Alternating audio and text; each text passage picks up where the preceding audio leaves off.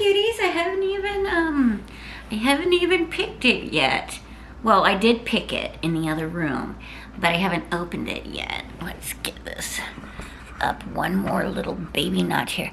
This is Penel. She likes to sometimes lick my armpits, and it's kind of ticklish for me. Humility. Okay. This is actually a really, really good one for me to talk about right now, because sometimes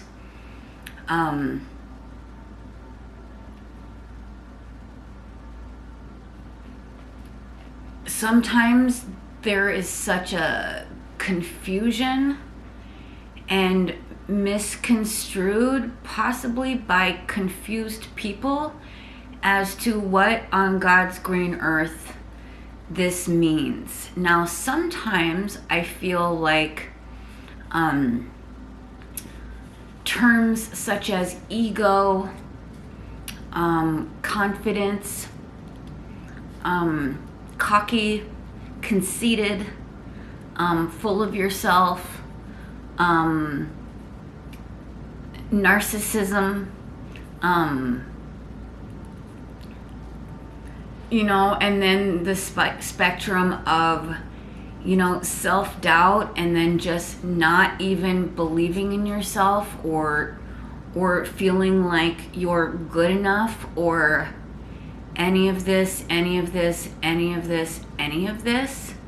Like, I kind of sometimes feel like I am in a little bit of a tug of war with myself, because here's the thing, like, I want to be so confident in myself and my abilities and who I am and my awareness and my mindfulness and my self-awareness and my conscience and my consciousness in knowing exactly what, for one, what I want, for two, what I'm doing, for three, the boundaries and the limits of what is okay and what is not okay. And this is my line in time. I love this line from one of my songs.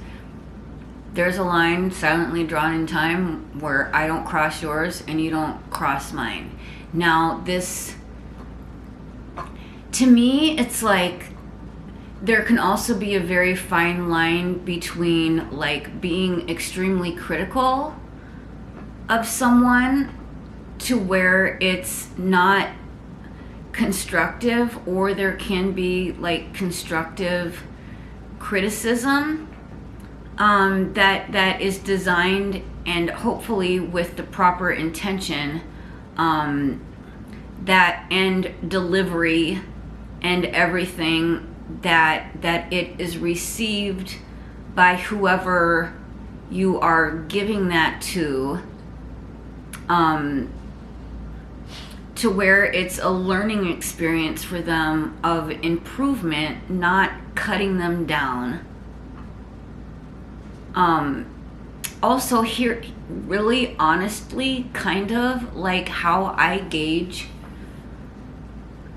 pretty much gauge if somebody's opinion is valid or not, especially with, like, my music and my writing, and, like, me being confident in a person that is doing self-work and healing on myself and looking within and doing the stuff that is not pretty and not comfortable to look at and makes you uncomfortable, but that you have to, like, look there in order to be able to heal yourself. Like, if I can't look at someone and be like, oh my gosh, look at their life, like, I kind of admire them, or I kind of, like, look up to them in a way, like, I can't look at somebody and look at their life and be like, what in the heck? Like, I would not wish to be them at all. That's not me being a jerk at all. But if I look at their life and I'm just like, there's nothing that they have that I want, especially people who like really truly, like I've had a couple instances where I feel like people have literally like tried to cut me down and like ruin what I have been doing for a very long time, which is my music, in a malicious way, because ouch Lenny, because they wanted to steal some sort of something of mine in order so it would make me like not feel as confident or be as successful, or who name it, who knows why these people do what they do. Or if I feel like I'm getting myself into a position where I have to like defend my character and my honor and like my intentions and like what I'm trying to do, you know, like I don't ever want to get into some kind of like power struggle with anyone about who's right or who's wrong or who's better or who's worse, or like the competition aspect of it. Everybody is so freaking amazing and wonderful and beautiful on their own. You are not in competition with anybody on the planet other than yourself. The second that you realize that, and that there is room for everyone, and the only thing that you have to be is like the best you that you can possibly be, that is the surest fire way to catapult yourself into like another dimension of confidence within yourself. True confidence, to where humility is just a part of it. You know what I mean? And that you're just exuding it, and that you don't really... Here's the thing, like, I don't really freaking care. Like,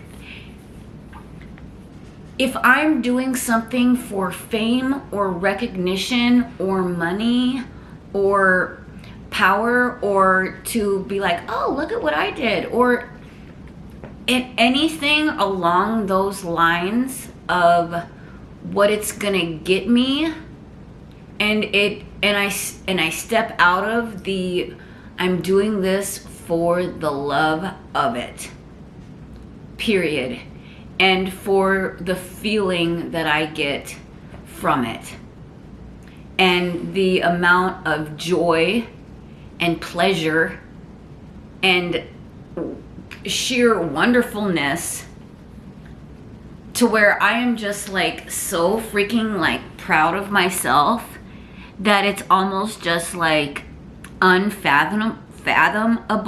But here's the thing too, like some people are gonna take that and hear me saying that like it's me being cocky or me being full of myself or egotistical or any of this stuff. Like there's a very, very, very fine line in having like an inner knowing and dreaming and being able to see your clear vision through to fruition, and literally be able to manifest this and this dream, you know, to be able to like